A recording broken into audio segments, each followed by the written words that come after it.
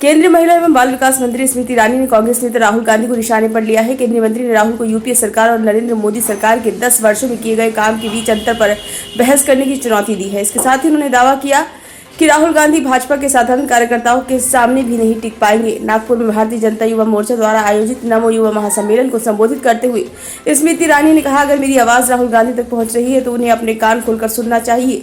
UPA सरकार और नरेंद्र मोदी सरकार के 10 वर्षों में किए गए काम के बीच के अंतर पर एक बहस हो जाए। उन्होंने ये दावा भी किया कि अगर वह ये चर्चा राहुल गांधी के साथ करना चाहेंगी तो राहुल इस बहस में शामिल नहीं होंगे।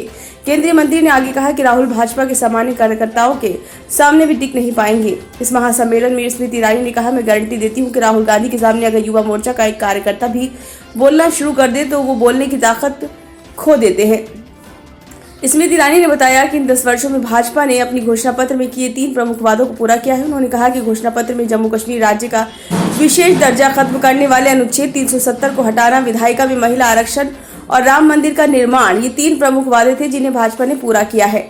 गौरतलब है कि भाजपा की तरफ से लोकसभा चुनावों में 195 उम्मीदवारों की पहली सूची जारी कर दी गई है। यूपी की हाई प्रोफाइल सीट मानी जाने वाली अमेठी से एक बार फिर से स्मृति ईरानी ही भाजपा से अपनी किस्मत आजमाएंगी। इस सीट पर उन्होंने 2019 के चुनावों में राहुल गांधी को चुनाव में हराया था। हालांकि राहुल केरल के वायनाड सीट से चुनाव जीतकर सांसद बनने में सफल रहे थे। ब्यूरो रिपोर्ट, नई दिल्ली।